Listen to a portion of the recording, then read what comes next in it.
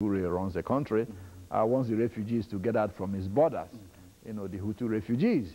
And then in Burundi, across the border, you have Pierre Buyoya, who's the president, who wants also those, you know, Hutu rebels to cease, you know, attacking his country from sanctuaries in Zaire. Then, of course, Angola, because, you know, during the 70s, when Angola was fighting for its independence, I mean, when the rival groups in Angola were fighting, Mobutu was a conduit for CIA money and arms to two other groups, the FNLA and also the UNITA. Holding Roberto, who was the leader of the FNLA, happened to be his brother-in-law. And of course, you know of Jonas Savimbi, you know. So what has happened now, you have a realignment. You have Rwanda, Burundi, and Uganda supporting, you know, the rebels to take over. And then you have Savimbi, who has been under pressure in Angola himself, sending troops to help Mobutu, who has been financing him. You see?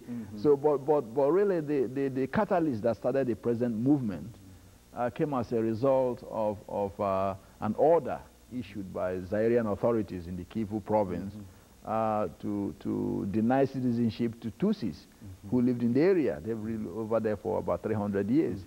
So that was the catalyst, really. But this has been planned for long by the governments of Uganda, Burundi, and, you know, Rwanda. Because well, Dr. Madu, all of this seems to create a foundation for nothing but chaos. How do you, and what are some of the solutions over the next 2 minutes that we have of getting out of that kind of situation? I mean, how do you see the outcome of all of that?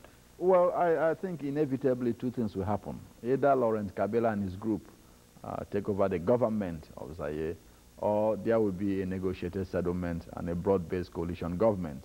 Mobutu just appointed Etienne Tshisekedi as prime minister, who has, you know, he has a broad popular support around the country, in place of the former premier Kwengo Wadongo, who was accused of having Tutsi sympathies because one of his parents happened to be Tutsi.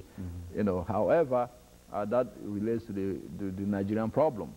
You know, last week, to say specifically, there was a local government elections in Nigeria that will lead to, you know, a handing over by the military to an elected civilian democratic government next October.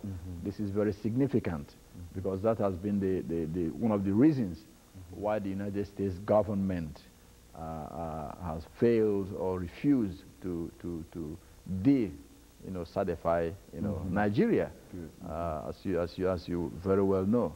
So this is a movement in the right direction.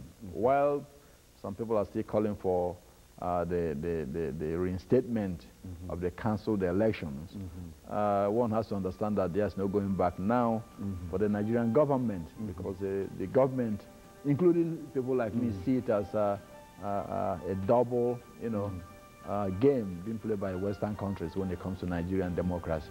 Very good. Dr. Madu, let me, over the last 15, 20 seconds,